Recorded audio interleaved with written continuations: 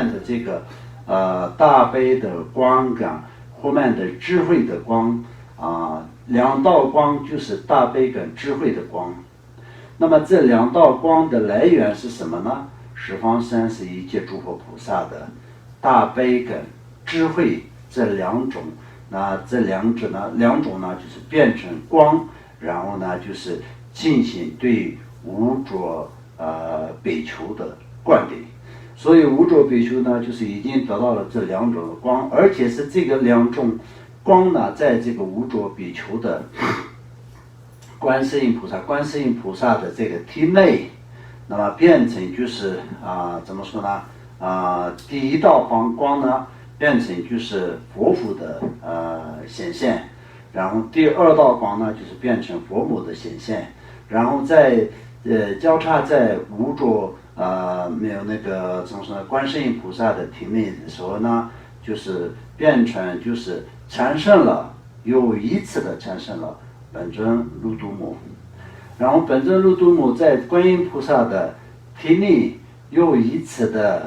呈现了本尊如度母，形成了本尊如度母。它的这个因来源是什么？就像我们人每一个人在这个中阴的一个灵魂寻找一个投胎，而且是经过的一个过程，都是需要经过就是父母的一个怎么说呢？因缘，而可以再变成这个怎么说呢？灵魂可以相当于是进入，然后再有一次的这样的一个投胎的机会嘛。所以就像这样，观音菩萨的这个心见有这个智慧与大悲的这两种光在体内就是交合的情况下，那么融合的情况下，那么就是有进入本尊如度母，然后呢就是又产生了本尊如度母。那它是体内产生，但是再从哪里出现？就是在观音菩萨的心见又出现了本尊如度母，然后又以此本尊如度母来到了那个世界上然后呢同时在这个世界上，他来到了这个世界上，他就让所有一切诸佛菩萨满足一切诸佛菩萨的心愿。那么这是什么意思呢？一切诸佛菩萨的心愿是什么？只有度化所有一切众生，利益一切众生。那就是本尊如度母又以此的尽信了，是整个的这个那一生当中也是尽信了佛法的事业。佛法的事业是什么呢？利益一切众生，所以利益无量无数的众生，同时也是他救度了一切众生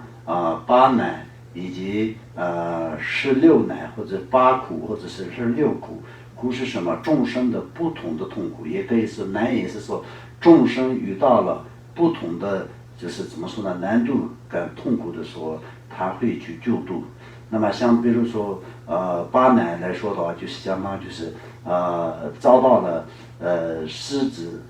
进行众生的伤害，或者是怎么说呢？大象，然后火灾，还有遇到了毒蛇，然后还有那个水灾，还有怎么说呢？手铐或者是铰链嘛，对不对？像比如说遇到了那种怎么说呢？那个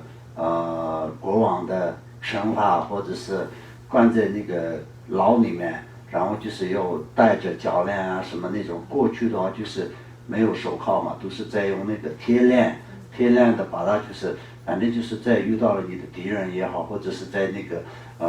国王也好等等这种惩罚的时候，就是要带那个手链或者是铰链，这些都是可以解除的。然后同时也是盗嘴然后还有那个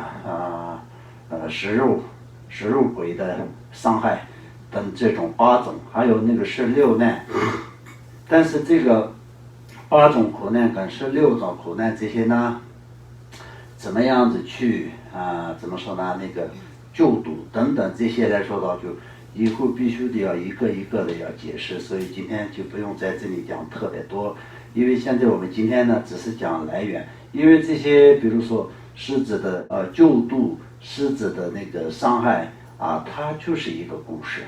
然后呢就是救度大象的这个伤害，这也是一个故事。所以今天在这里就不用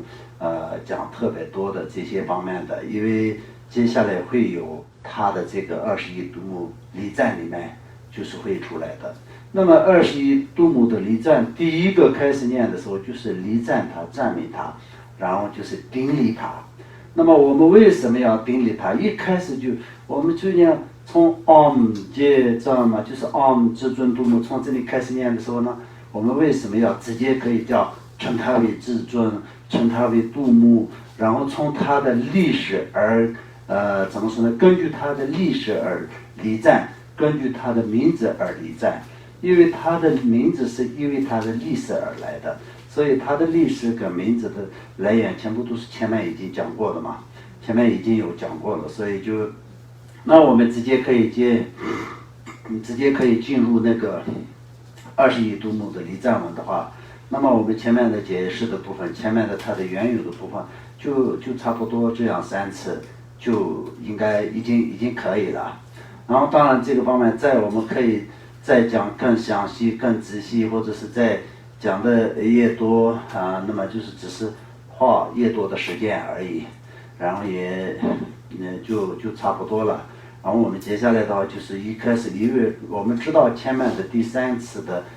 这个解释以后呢，我们一开始念那个21度母礼赞文的时候，就马上就知道原来它因为度母是什么来的，至尊是怎么来的，然后游牧是怎么来的，等等这些一切的那个名称的来源，什么时候来的，因为他做了什么样子，所以就是得到了这样的名称都很清楚嘛。所以呢就讲到就是这样就可以了，来源的部分。那么我们接下来今天就可以在这里，我们就可以继续做共修就可以，好不好？谢谢。J'ai